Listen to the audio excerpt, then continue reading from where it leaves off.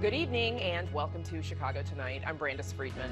And I'm Paris Schutz. On the show tonight, I'm announcing my campaign for mayor of Chicago. Congressman Jesus Chuy Garcia officially joins the already crowded race for Chicago mayor. What that means for local progressives. It's very hard, for us to walk away from this issue. Environmentalists push back on the state's potential sale of the old Damen Silos. We have a live report. I thought we was going to have to do the Where's Waldo since you didn't show up to the last meeting. The head of the CTA gets grilled by alder people on safety, service, and staffing shortages. It's not a priority for the CTA. Southside Red Line commuters are left without a spot because of park and ride disparities. Carol Marine is here with the story. Voters approve a tax increase that would bring $40 million in new revenue to the Cook County Forest Preserves. A colossal collection of rare movie posters and lobby cards from a Chicagoan preserving screen history. Yes, I love him so. And we sit down with one of the last living blues legends, vocalist Mary Lane. And Brandis and Paris, as you mentioned, I'm in McKinley Park as part of our Chicago Tonight in Your Neighborhood series. Now, it's a neighborhood with a population of about 15,000 people. Now, the state has plans to sell Damen Silos to a nearby asphalt facility. Environmentalists are saying they want a seat at the table. You'll hear from both sides coming up. But first, I send it back to you.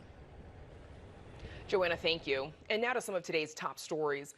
Construction workers find a noose at the site of the future Obama Presidential Center.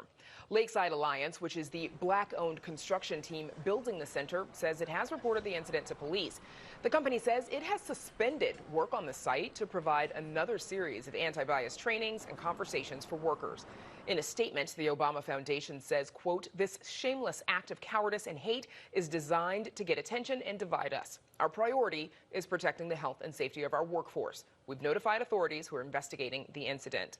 The construction firm is offering a $100,000 reward to help find whoever's responsible. Victims of the July 4th parade shooting in Highland Park are being remembered with a temporary memorial until the city can erect a permanent one. The city says the memorial will be at the Rose Garden just next door to City Hall on St. John's Avenue. While no formal ceremony is planned, the city is providing flowers for the public to lay at the garden tomorrow morning starting at 8. Meanwhile, the city's taking feedback from victims, their families, and the public on how to establish a permanent memorial. 7 people were killed and dozens of others were injured in the mass shooting. A city council committee shoots down the proposed Anjanette Young ordinance that would make changes to the Chicago Police Department's search warrant policy. City Council's Public Safety Committee voted 10-4 against the measure that would have mandated additional steps for police officers before executing a search warrant. It's faced opposition from Mayor Lori Lightfoot, who says the department has already adequately made changes to the policy. Young was the victim of a botched raid on her home in 2019 and pleaded today that the committee pass the ordinance. It's shameful that it took us this long, and it's shameful that they didn't move forward with it on today. But shame on them and shame on the city for not supporting this, because we will get this ordinance passed, whether it's in the state level or some other way, and then the city will have to reflect back on that they missed an opportunity to make a real change. And coming up, the potential new owner of the historic Damen Silos is facing pushback. We have a live report from Chicago's McKinley Park neighborhood. But first, we've wrapped one election and now on to the next. Details on the latest name to enter the packed race for Chicago mayor right after this. Chicago Tonight is made possible in part by Alexandra and John Nichols, the Jim and Kay Mabey family, the Polk Brothers Foundation, and the support of these donors.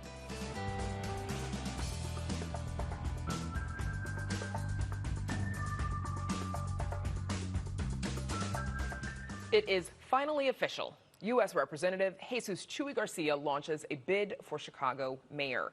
He says the decision comes after hearing calls for help from Chicagoans who suffered through the COVID-19 pandemic and a racial reckoning that exposed deep inequity throughout the city.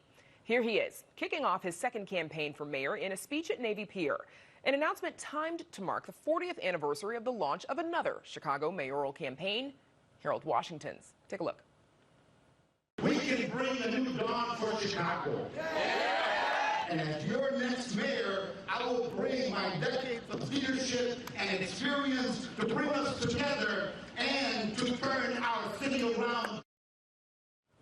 And WTTW News reporter Heather Sharon joins us now with more. Heather, remind us, who Jesus Chuy Garcia is. Well, since 2019, he has represented Illinois' 4th congressional district, but in his nearly 50-year career, he has served at nearly every level of city, county, and state government. Now, he wants the one office that has eluded him on the 5th floor of Chicago City Hall. He's going for it again. Why does his announcement promise a bruising 110-day campaign for mayor? Well, he has the name recognition and the progressive credentials to be an instant frontrunner, and that was reflected in the statements that we got from Mayor Lightfoot's campaign responding to his announcement. Quote, Mr. Garcia spent months dithering on whether to enter this race, saying publicly he'd only run if Democrats lost the House. Now, a mere 36 hours after voters reelected him to Congress, and as Republicans prepare to use their new slim majority to strip away our rights, Mr. Garcia is abandoning ship. Now, she was not the only one to take umbrage at Congressman Garcia's entrance into the race. We also heard from Brandon Johnson, who has been casting himself as the true progressive in the race. He said that he is both honored and humbled by the broad-based, multiracial, and multi-generational support that I continue to receive for my candidacy.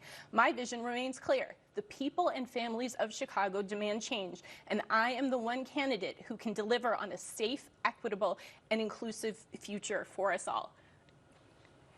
Two different statements there, Heather. So Garcia endorsed Lori Lightfoot in 2019, but now says the city needs new leadership. Let's listen to a little bit of what he said he'd do differently as Chicago mayor. I envision a Chicago that leads the way in our fight against climate change, a Chicago that promotes equitable growth across its neighborhoods, a city where black and brown aren't dumping grounds for polluters. Heather, did he get specific about the policies that he'd implement as mayor? He did not. He said he wanted to get a handle on crime, fight gentrification, make the city a more equitable place to live. But as Lori Lightfoot herself, I'm sure, would be happy to tell him, that is easier said than done. Any mayor of Chicago would probably say that. Garcia, he's joining a crowded race, 13 other candidates, with several vying for that progressive vote. What does his candidacy mean for Chicago's progressive political community? Well, this is really the worst case scenario for them. For more than a year, they have been working behind the scenes to coalesce behind one candidate, hoping that that makes it more likely that their chosen candidate would make it into the runoff, maybe even win outright against Mayor Lori Lightfoot. That will not happen, and now we will see a true battle for the future of progressive politics in Chicago between Congressman Garcia and several other candidates, including Brandon Johnson. It just got really complicated. Sure did. Should be fun to observe over the next few months, which I know Heather Sharon will be doing for us. Thank you, Heather. You know it, Brandis. And you can read Heather's full story on our website. That's WTTW.com/news. And now, Paris, we toss it back to you. All right, thanks, Brandis. McKinley Park is known for its industrial corridor and working-class community. Now, environmental issues are on the forefront of residents' minds in that Southwest Side neighborhood. Reporter Joanna Hernandez and producer Acacia Hernandez spent time in the area as part of our weekly In Your Neighborhood series. And Joanna joins us right now. Joanna. Now, Paris, we're told it's a small but mighty community. Now, we're in McKinley Park, and I just want to describe what's around me. Now, right across the street, there's a school. There are homes in the area. It seems like a very residential area. And then there's an asphalt facility. Now, the company called Mad Asphalt moved into the neighborhood in 2017. Since its opening, WTTW has followed the issues between Mad Asphalt and the people who live here. One of the main concerns is pollution, the air quality of the community. We met with a local activist, part of an organization called Neighbors for Environmental Justice. They have been fighting to close the factory. This company cannot coexist with our built environment. As you can see, we're in this beautiful park, right, that becomes a community center. Now we have 7 schools, 5 daycares in the vicinity. In most of these schools and businesses, they bring their kids to the park. So it's very hard, for us to walk away from this issue. This is, toxic elements that we're being impacted once again. Matt Asphalt's presence in the community has been rocky. Alfredo Romo says there have been complaints made to the city about the odors coming out of the facility. The organization has gone as far as monitoring the air quality. In the long run, Romo says asphalt plants put people's health at risk. And at this point, they're pushing the city to do a better job in overseeing these facilities. People are low income, populations. There are also a lot of disinvestment, less education. So it makes it, very hard for these, vulnerable people to also, once again, organize and fight back. So the system knows that, the operators know that, the developers know that. So that's why they continue to target us. Now, the plant's owner, Michael Taden Jr., is set to purchase another property just about a mile from this plant. The state announced it will enter into exclusive negotiations with Matt Limited Partnership to take over the former Damen Silos property. The 23-acre property is located along the Chicago River and has been vacant for years. We went to Matt Asphalt and spoke with Joseph Hoy, who runs the daily operations. The very first focus would be remediating that. That's a pretty unsightly silos with graffiti, and the soils have remediation issues. That's going to be first and foremost.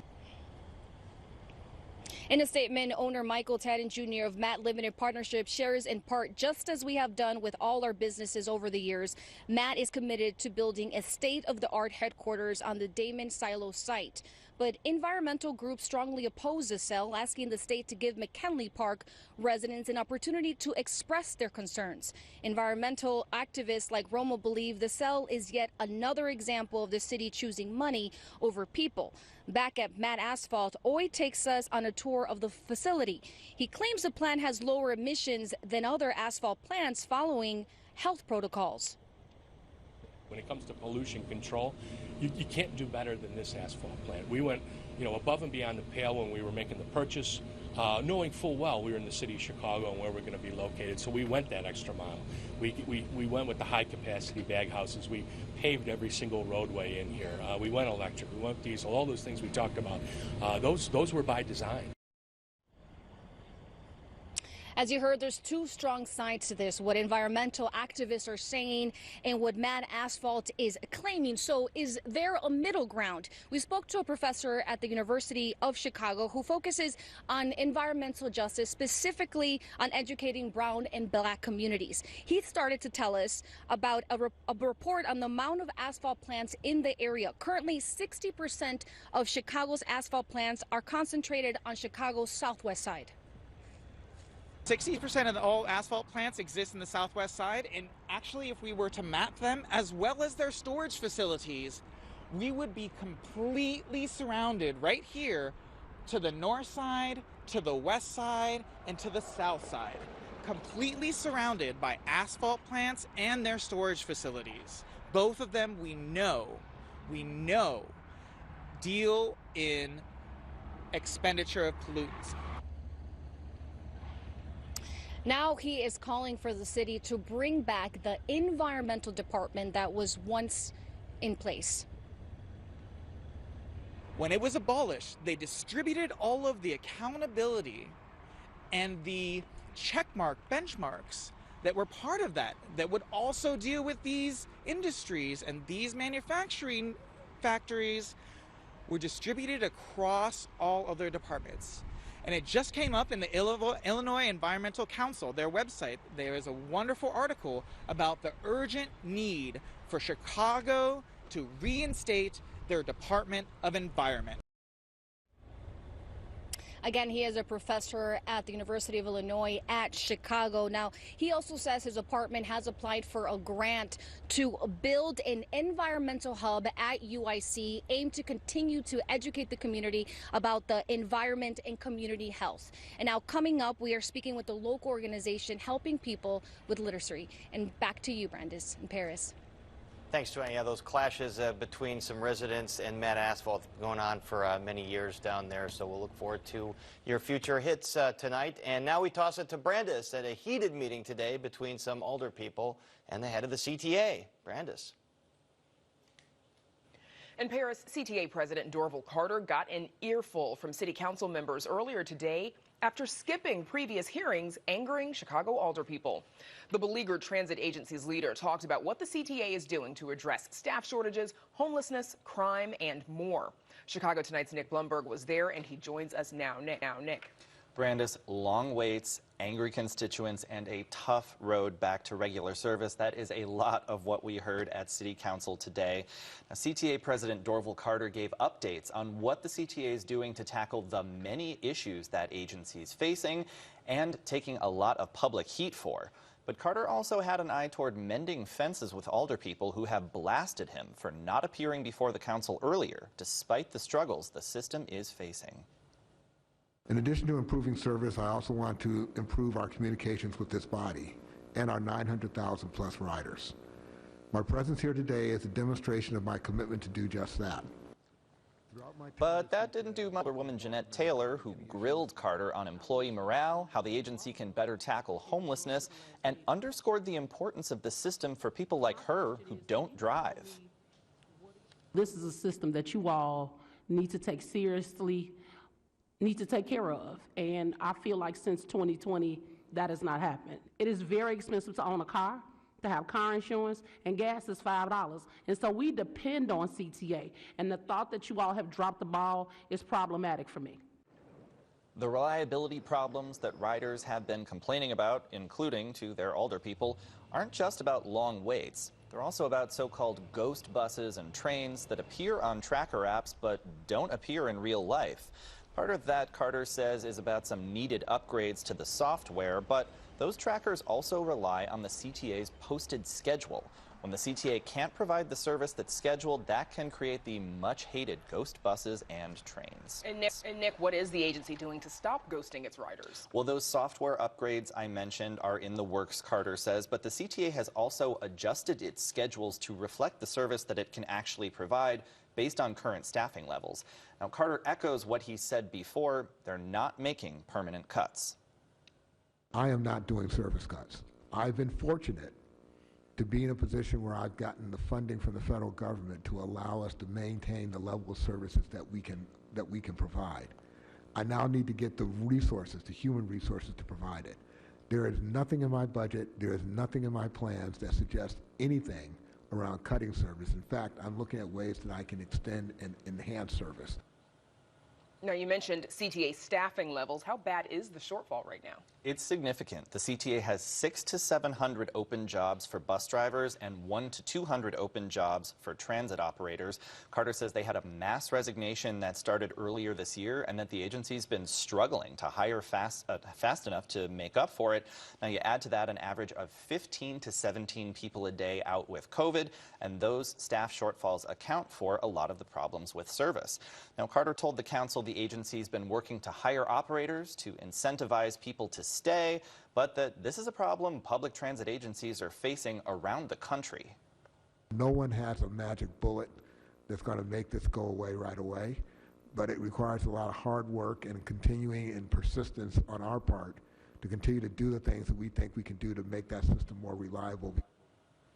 And another CTA problem that we know folks have been talking about, safety. What did he have to say about that? Absolutely. Safety came up a lot today. Alderpeople say they're hearing from people who rely on the CTA to get around town who just don't feel comfortable riding buses and trains. Now, Carter touted the additional security the agency's brought aboard, though he heard from alderpeople who say they often see those guards doing more texting than patrolling. He talked about efforts to coordinate with the Chicago Police Department, and he talked about another area of concern for riders, the number of people living with homelessness and mental health problems. Now, the CTA just inked an agreement with the city agency that tackles homelessness, and Carter says they're working with community groups. But Alderperson Brendan Riley says there's much more to be done. How many people are currently living on our train system? I have no idea, Alderman. Obviously, it varies from day to day. I don't want anyone living on our system. There needs to be a much better coordinated campaign to engage with our homeless population on CTA infrastructure. It seems disjointed and not well organized. There's a stalled ordinance that would have compelled Carter to testify 4 times a year before the council. Now today, its sponsor, Alderperson Andre Vasquez, says he's negotiating with its opponents to whittle that down to 2 times a year. And Brandis Carter says he'd gladly appear however often the council mandates. Interesting. All right, Nick, thank you so much. And Carol Marine joins us later in the program for details on the CTA's park and ride disparities. But first, to Paris for information on a new tax Cook County residents supported overwhelmingly. Paris. Brandis, there were lots of winners on election night. One of them, the Forest Preserves of Cook County. A proposal to raise property taxes by a fraction of a percent to send the district $40 million in additional annual revenue won an overwhelming majority, with nearly 68% voting in favor. The Forest Preserves of Cook County manage 70,000 acres of public land, including the Brookfield Zoo and the Chicago Botanic Garden. And joining us is Arnold Randall, General Superintendent of the Forest Preserves of Cook County. Arnold Randall, good to see you again. Thanks for being here. Good to see you. All right, you've got this new revenue. What are you going to do with it? So there's a lot to do. We have a next century conservation plan that really calls for us to invest in buying new land. So we're always looking to expand the Forest Preserve footprint. We have 70,000 acres now, but as the population of the county continues to grow, we need to protect more land. We really have a mission to conserve and protect these natural lands in a natural state, so we have a lot of conservation and restoration work that we do.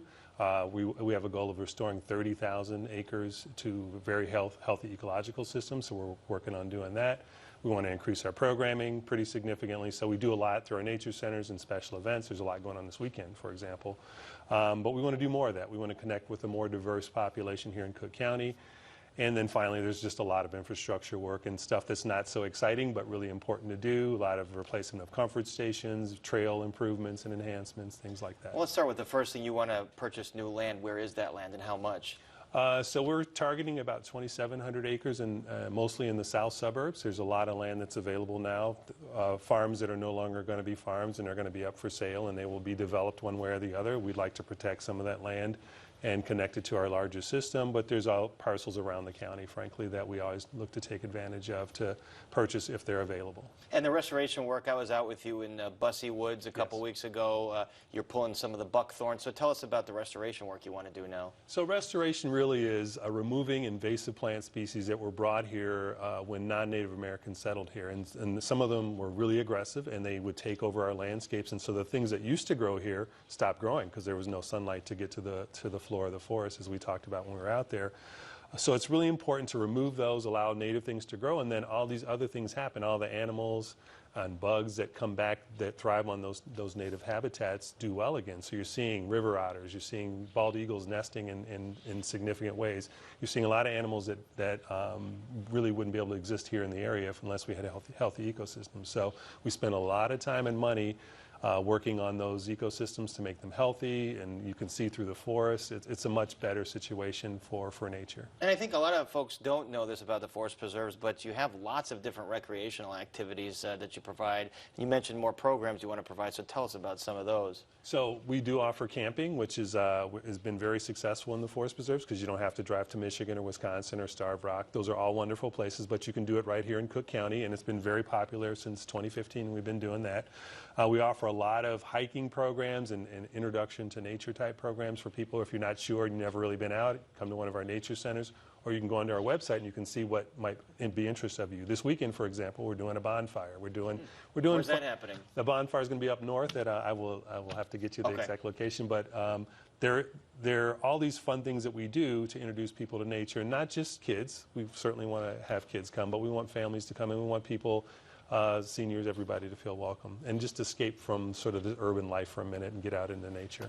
You know, the Forest Preserve District in years past, under previous administrations, was seen as kind of a place where patronage workers were sent.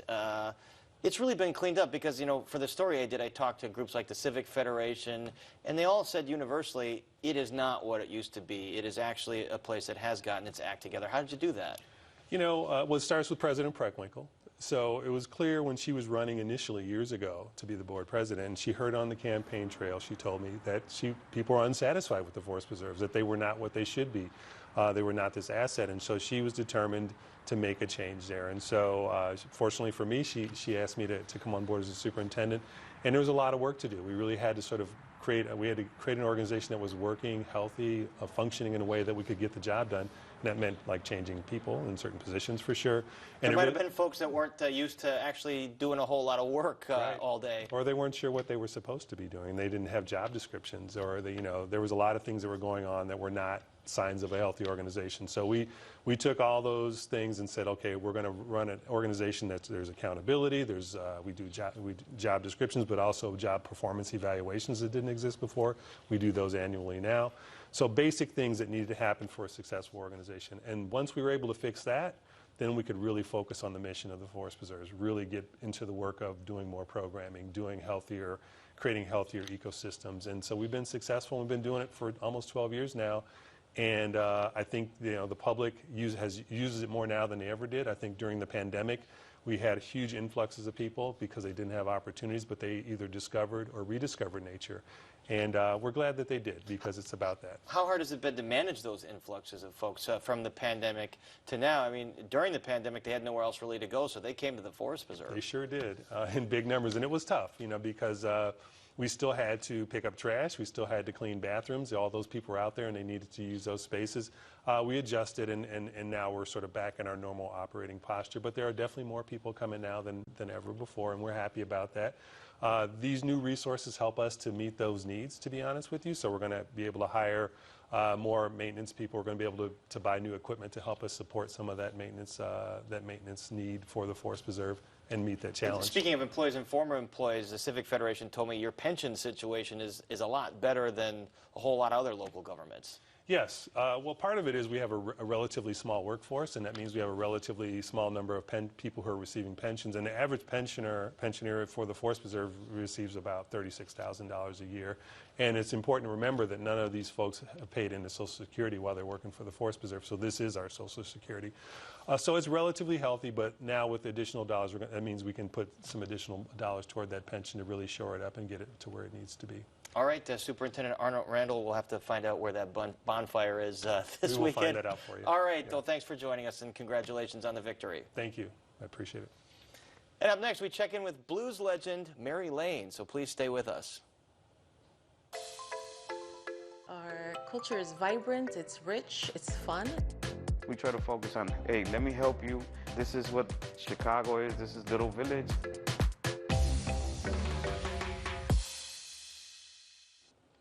And there's much more ahead on the show, including disparities in CTA park and rides on Chicago's South Side. But first, a local blues legend is receiving her flowers in a documentary screening celebrating her musical career. Arts correspondent Angel Edo introduces us to Mary Lane and shares how the Arkansas native has used blues to make Chicago her home for the last 50-plus years. Yes, you left me. Blues is life. Now 86 years old, blues vocalist Mary Lane says she's loved singing since she was 12 years old. Part of the time I lived on a farm, and they pick cotton and chop cotton, and everybody be singing, that's all they sung was the blues, and I just got attached to it. But I was really brought up in church. That song, when it first came out by my mistake, was, oh, if I could only hear my mother pray again. And they always want me to sing. From the church to her uncle's nightclub, Lane would go on to meet and perform with blues legend Howlin' Wolf. And after moving to Chicago in the 1950s, she kept singing with him and his record label. When I came to Chicago and everything, there was clubs all around everywhere, And I used to go and I sang with different people, but I really sang with Wolf. My finest memories of singing the blues in the club here in Chicago, there was so many people singing the blues from down south, all of them from Mississippi and Arkansas and everything. And they like Jimmy Reed and Elmo James, they had that feel, to make you want to sing the blues and everything. But it wasn't until 1997 that Lane released her first solo album, titled Appointment with the Blues. She didn't release her second solo album, Traveling Woman, until she was 82. But I always try to deal with it in a happy way, not make nobody sit with their head down and cry and everything. So I always try to make them feel. Yes, I love my baby. Yes, I love him so. Regardless of her limited personal projects, her impact within the blues genre has been present throughout her entire music career. I haven't got a big break like some of these ladies and stuff like that. She's been inducted into the Blues Hall of Fame, awarded the Coco Taylor Lifetime Achievement Award, and was even granted her own day by the city of Chicago last June. I never thought that I would, be able to see what I'm seeing now of myself and everything, and it made me feel great. Fed me, gave me a place to stay, and all that. The blues. Yes, I be done found me a brand new lover. And while she doesn't perform live too often these days, Lane says her love for singing will always be rooted in the blues and the emotion it evokes. I'll stay with the blues, that's what I feel. But I try to sing where I can relate to the people. Because if you don't relate to them, hey, that's not the blues. For Chicago Tonight, I'm Angel Ito. See you on the next go round. Thank you. See you on the next go round. And you can see a special screening of the documentary I Can Only Be Mary Lane this Saturday at the Logan Center for the Arts. While she doesn't perform live very often, you can always catch her and her band, the No Static Blues Band, at Buddy Guy's Legends every year for her birthday concert. Mark your calendars, because the next one is Friday, November 18th. Still to come on Chicago Tonight, the leader of a local organization teaching English to McKinley Park's immigrant population is eyeing a $1.5 million project next year. Southside CTA Red Line commuters are left without a spot because of park and ride disparities. DePaul's Center for Journalism, Integrity and Excellence investigates. And film history and graphic art come together in a giant collection of movie posters and lobby cards from Hollywood's golden age. But first, some more of today's top stories. Illinois is offering between $50,000 and $500,000 to businesses that won state licenses to open marijuana businesses. The state's social equity program was intended to bring Black and Latino entrepreneurs into the legal cannabis industry, but groups that won licenses say flaws in the licensing process caused so many delays they no longer have the capital to open. In a statement, Governor J.B. Pritzker says the forgivable loan program is meant to give a jump start to social equity applicants. A city council committee shoots down the proposed Anjanette Young ordinance that would make changes to the Chicago Police Department's search warrant policy. City Council's Public Safety Committee voted 10-4 against the measure that would have mandated additional steps for police officers before executing a search warrant. It's faced opposition from Mayor Lori Lightfoot, who says the department has already adequately made changes to that policy. Young was the victim of a botched raid on her home in 2019 and supported the ordinance. And I hope you like today's weather, because as always in Chicago, winter is coming. Today's high of 76 degrees recorded at O'Hare broke the daily record set in 2020. And even though tomorrow's high calls for 60-degree temps, that'll happen overnight. So the National Weather Service says a cold front is surging through the plains and temps will fall during the day tomorrow to around 39 degrees by 5 p.m. Don't forget that northwest wind with gusts up to 25 miles an hour. It was fun while it lasted. And now to Paris, back to you. So we're going to go from heat index to wind chill. All right, can't wait. And now we return to McKinley Park, where Joanna Hernandez spent the day as part of our In Your Neighborhood series. Joanna. Paris, it's quite beautiful out here. I was just hearing Brandis talking about the weather, and I totally agree. But thanks. Now we're here with Allison Altmaier. She's the Executive Director of the Aquinas Literacy Center. Thank you for joining us tonight. Thank you for this opportunity. So I want to start off, for those who don't know, tell me about the center. Sure. Aquinas Literacy Center started back in 1996 by the Adrian Dominican Sisters, and it was a response to the need in the community. Right here in McKinley Park, we offer one-on-one English as a second language tutoring for adults. Can you tell me a little bit now about the resilience program that you Sure. have going on? We were just awarded a $1.5 million investment by the Adrian Dominican Sisters to build and create a more resilient immigrant community in McKinley Park. And that will kick off January of 2023. And that is going to be, it's a multifaceted plan, bringing in education, employment, working with 2 community organizers who speak the languages of this community, both Chinese and Spanish. And it's the idea of working together to community organize, to develop this community, and to provide new educational opportunities and to assist with employment needs. And some people may not know this, but there's a large Asian population here in McKinley Park. Can you talk to me about that? And what has that teamwork been with also the Latino population? I've been at Aquinas now for 18 years, and year by year we experience a growing Chinese population. And both populations learning to work together, bridging that cultural and language divide, that's what we're looking to do with this resiliency project. And how do you go about reaching people? Our plan is to work with Unite Here Local 1, their nonprofit Equity for All of Us, working with 2 union organizers to get out in the community, one speaking English Cantonese, the other speaking English Spanish, to develop leaders, especially among women's leadership programs, and to develop opportunity to teach how to advocate for yourself and to learn about how the city works and how to have a voice and to raise your voice. And talking about that, do you see people in the community coming to the center to learn English? Yes.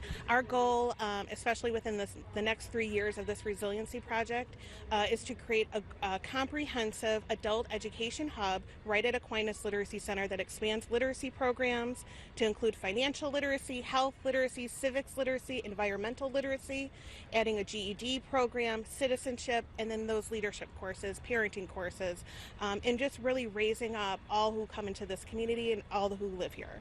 And Allison, tell me a little bit about your passion when you see people take these courses and after they finish the programs, what is it like for you to watch that? Our graduation is my favorite day of every year. To see students complete our 4th and final level, whether they go to a community college, they're getting jobs, they're telling stories that they're able to help their children with homework, they're able to see a doctor without an interpreter. Those stories are from our graduates from really every day. That's what we celebrate. We celebrate all these little successes. We also met your husband. He's right there cheering you on. Now, I know that he said he was a teacher in New York. Yes. Now, how do you guys team together to make this happen? Yeah, so my husband is one of our many volunteers. All of our volunteer English literacy tutors come to us. We train them on site. They commit about 2 hours every week. So he is part of our support. He's helping raising up this community, and there's a group of about 100 other volunteers doing the same. And very last question, we only have a couple seconds, so you would say it's very important to have people that look like you. Yeah, absolutely. It's really important. We have a volunteer tutor training coming up.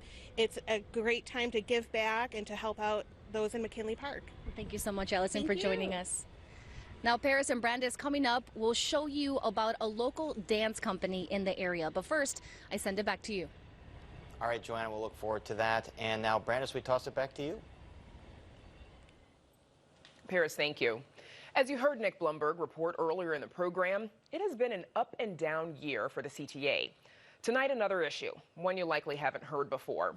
It involves the CTA's Park and Ride program and how some believe riders on the south side don't have the same opportunities as riders on the north side. Carol Marine and students from DePaul University's Center for Journalism Integrity and Excellence have been looking into this issue. And Carol, welcome back. It's always good to see you. Thank you so much, Brandis. About 3 out of every 4 park and ride spaces at CTA stations are on the north and the west sides of Chicago, according to the CTA's own numbers. For those who live and ride the trains on the south side, options are fewer. So what does that mean? It means some commuters face a difficult decision. Park illegally, risking a ticket or a tow, or having to drive all the way to downtown. On a recent morning, the Dan Ryan jammed with inbound traffic, Alma Raindis Burton was dropped off outside the Red Line station at 95th and the Dan Ryan. If you could, would you park here? True, definitely. Has there ever been parking here? Never, never. Not since I've been coming around here, no. How long have you been coming around here? Forever. The 95th Street station is the first chance for Southsiders to hop a train downtown. Do you wish you could park and ride here? Sure, yes, I would. It's kind of difficult. Marvin Howard says he's been using this station for 30 years. So you've never had parking? Never. It's no laughing matter, said 9th Ward Alderman Anthony Beal. We know what explains that. This is in the heart of the African American community where resources have been neglected and it's not a priority for the CTA. There are 18 CTA park and ride lots in Chicago, including lots for the Blue Line running from O'Hare to Forest Park and the Orange Line from downtown to Midway. At the Howard Street station, at the far north end of the Red Line, CTA riders can choose from 592 spaces to easily park, walk, and catch a train. From Howard Street, this is a Red Line train to 95th. The Red Line travels 21 miles through Lincoln Park, into the subway, through downtown, ending up at 95th Street. Along that line, from the north side to the south side, there is not a single other park and ride lot. In 2019, the CTA completed a $280 million overhaul of the station at 95th Street. Buses ferry passengers in and out, while the few public spots on the street are quickly taken. Try and park a few blocks away, and a tow zone may be your only alternative. I come in and I often park near 87th Street, and I know exactly where I can park after 11 a.m. so I don't go illegal, but you find yourself risking it. Joe Schwederman, a regular Red Line rider, is a DePaul University professor and a nationally known specialist on public policy and transportation. There are equity issues here, and I think what's driving the inequity in some ways is the Blue Line extension to O'Hare. Just excellent large parking facilities there, and a comparable effort wasn't made south to upgrade those lines to give the folks in those neighborhoods those kind of park and ride access. Schwederman says the scarcity of parking indicates a citywide lack of emphasis on transit parking options. I think perhaps the biggest disappointment is we have, one of the busiest rapid transit lines in the country, which is the Red Line, which everybody knows and uses, but we don't have sort of a well-placed system of park and rides. The lots the CTA has, Schwederman says, pale in comparison to more modern ones in other cities. Like the new line in Washington Dulles Airport, new stations built with decks, entrance ramps, and right off expressways. And that's becoming the state of the practice. Of major U.S. cities, Chicago ranks 8 out of 9 in park and ride spots per rail rider based on the available data. For instance, figures show Boston has 100 park and ride lots compared to Chicago with just 18. And in Washington, D.C., that city has 10 times the number of park and ride spaces as does Chicago's CTA. The CTA did not agree to an on-camera interview. Instead, writing in an email, most, quote, park and ride lots are below capacity. And, quote, the goal is to get people out of automobiles, which is why CTA and every other U.S. transit system doesn't build many parking lots, save for those on the outer edges of the system. There is one more issue we found when it comes to the possibility of park and ride at 95th Street. This empty lot across the street, you see it? Yeah, they should make it a parking lot. It'd be more convenience for people to park. I think so. Where a parking lot would be great at like the 95th Street terminal or something like that. That's a perfect spot for one. But you don't see one? No. Even after all the construction and the rebeautification of it, they still didn't build one. Take a ride on Google Earth and you will see adjacent to the end of the line at 95th Street 2 vacant lots. Those empty lots, according to a frustrated Alderman Beal, are owned by the CTA. CTA has already purchased all these lots. They have cleared them out, and they're the ones that's leaving them sitting vacant today. Wrought iron fencing, accompanied by weeds, surrounds both lots. This park and ride can be done in a matter of weeks. It's already been excavated. It's already ready to go. The land has been cleared. Give the people some place to park so they can park their car, get on CTA, and get to work in a timely manner. Alderman Beal acknowledges that the zoning would have to change for those two lots, but says, as the alderman, if the CTA goes to him and says they want to put a park and ride there, he will wholeheartedly support it. We should also note that our request for public documents from the CTA made by our students at DePaul Center for Journalism, Integrity, and Excellence, filed back in September on the 22nd with the CTA, still unanswered. Brandis? And Carol, we know the City Council is debating funding for the Red Line extension. Will park and ride opportunities be available for those riders? So the CTA says yes. The proposed Red Line extension from 95th to 130th, though, is still years off. But when it's completed, the CTA plans to add 4 new stations with a park and ride at each. Ironically, still no plan for a park and ride at 95th and the Dan Ryan. Would be nice to hear from CTA on this, as you all tried. But of course, still great reporting from you, Carol, and your students as always. Thanks for joining us. Thank you. Up next, we check in with Joanna Hernandez, who's reporting live tonight from Chicago's McKinley Park neighborhood. But first, a look at the weather.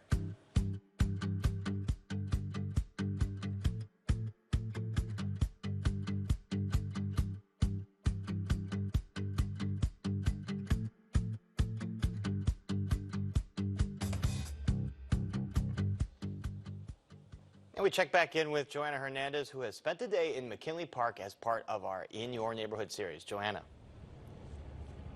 Hey, Paris. And earlier we spoke with Henry Roa. He's the executive director of the Mexican Folkloric Dance Company of Chicago. Now, the dance company has been around since 1982, and it features over 46 styles of Mexican dance from states like Jalisco and Veracruz. And we started by asking him how they got their start 40 years ago. In about 1980, there were 2 little companies, a children's group called Nuevo y Vial and a teen adult group called Alma de Mexico. And I saw them perform separately, but then they would occasionally get together to perform together if the big performance was required, 2 hours. And when I saw them perform, I said, boy, they're great. They could be a professional company. And sure enough, 2 years later, 1982, February 17th, they formed the Mexican Folkloric Dance Company of Chicago, and I've been with them ever since. Wow. And what do you love about watching people dancing? What is it like for you when you see them perform? It brings me back to the time when I knew nothing about Mexico. I was Americanized. My first 3 children were Americanized. But then when my 4th child came, my daughter Nicole, when my first kids were teenagers, that's when I decided to find out about my heritage, and I've been finding out so much about it now that I can actually do lectures in school. And now you're sharing that knowledge. Yes. How was COVID? It hurt us. It shut us down for a whole year, well actually 22 months, and we lost everything. In 2020 rather, we lost, all our performances were canceled, so we had no income other than the Illinois Arts Council and the Chicago Department of Cultural Affairs, and a couple of emergency COVID grants that I applied for. I can't even imagine how tough it is. How about now? Do you feel like you've been able to recover? Definitely. The meeting I'm going to go to later on is for the Chicago Cultural Treasures. We got a $140,000 grant, and that's going to carry us for 3 years. Now I want to ask, how would you say that you've gone about creating a presence here in the community? Trying to publicize ourselves, promote ourselves, articles. We are with the Illinois Arts Council agency in their arts tour program. The Department of Cultural Affairs They promote us. And would you say that there's community getting involved? What Well, are the ages? Do you see kids getting involved? Do you see adults? yes, the children's group is from ages 6 through about 10 years of age. Then we sometimes have an intermediate group, about 10, 11, 12 years of age. And then the company one is the teen adult group. They all get involved. And again, that was Henry Rowan. If you want to check them out, they will be performing here at McKinley Park at the Field House at 2 p.m. on Saturday. Now, Paris, back to you. All right, Joanna, before we let you go, I want to go back to what you talked about earlier in the program. You told us about the Damen Silos and the controversy over their potential new owner, Matt Asphalt. So tell us about their impact on McKinley Park and how close they are to the residents there, to the park, to the neighborhood. So Damen Silos is about a 5-minute drive from here, so it's just in the borderline of McKinley Park. And again, the main message that I heard here from the activists and the people that I spoke to is that they want a seat at the table. They want a say on what is built here in their community. And that is all that we have here from McKinley Park. I send it back to you, Paris. All right, and Joanna, enjoy that nice mild weather for now. We appreciate it. Brandis, we go back to you. Paris, thank you. When your hobby turns into one of the most comprehensive collections of movie posters in the world, what do you do for an encore? A local collector once had 45,000 posters and lobby cards. He sold some, donated others, and kept the cream of the crop. He recently shared with Chicago Tonight how graphic art and movie history combine in an artful form of advertising. Producer Mark Vitale has another look. From a gigantic Spanish poster for the Alfred Hitchcock classic North by Northwest, to a rarity that features Oswald the Lucky Rabbit, the prototype for Mickey Mouse, and enough lobby cards to fill the lobbies of 100 movie theaters. It's a collection from the golden age of the silver screen, when colorful movie posters made lasting first impressions. Back in the day when films first evolved, it was the only form of advertising. This was meant to grab you by the lapels and say, get in this movie theater and see this film. Dwight Cleveland has had a passion for posters and lobby cards since the 1970s. He has work from 56 countries. His collection was the focus of a book, Cinema on Paper, with an introduction by Ben Mankiewicz of Turner Classic Movies. I collect differently from most collectors who collect by film genre or particular movie star, director, things like that. I fell in love with the posters first and the artwork, and then I learned to love the movies after that. So everything that I own, I love from an artistic standpoint. It's difficult to define in words. It's more of a visceral reaction that I get when I see something, and I just know that I have to own it. It just speaks out to me and says, you know, take me home. He began his collection as a teenager with a Gary Cooper lobby card. A high school teacher was also a collector and asked him to hunt down posters on his want list. In the course of hunting down the things on his want list, I fell in love with all sorts of other posters and just kind of became hooked, and it's been my drug of choice ever since. He continued collecting through a career renovating historic Chicago homes. He handles movie history with the same care. I started out as a collector, and then I learned about restoration and archiving and cataloging and kind of all of that stuff. And now I've really transitioned more into advocate in terms of elevating the art form. Cleveland reduced his cinematic stockpile with donations to the Library of Congress, the Academy of Motion Picture Arts and Sciences, and other institutions. His collection is the basis of an exhibition on the role of women in early film history at the Poster House Museum in New York City. His advice to aspiring collectors? I guess the best advice I can give is just buy what you love. I mean, that's what I've done, and everything has kind of fallen into place. Now, with his smaller collection, he's eyeing its future. I would love to see it in an institution that will treat it properly and make it available for film scholars and the general public. And how that happens, you know, I don't know yet, but I'm certainly taking calls on that. For Chicago Tonight, this is Mark Vitale. And there's more from our interview with collector Dwight Cleveland on our website, where you can also get information about his book, Cinema on Paper. And we're back to wrap things up right after this.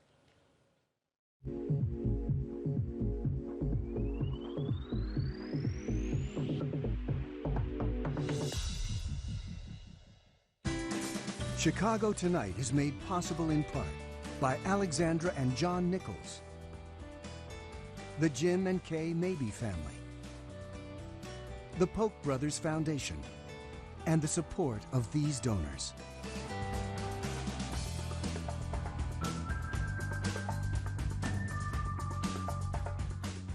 And that's our show for this Thursday night. Don't forget to stay connected with us by signing up for our daily briefing. And you can get Chicago Tonight streamed on Facebook, YouTube, and our website, WTTW.com/news. And you can also get the show via podcast and the PBS video app. And please join us tomorrow night live at 7 for the Week in Review. And what a panel that will be after this week. Nothing to talk about. Not at all. I don't know how we're going to fit it into a half an hour. Now, for all of us here at Chicago Tonight, I'm Paris Schutz. And I'm Brandis Friedman. Thanks for watching. Stay healthy and safe, and have a good night.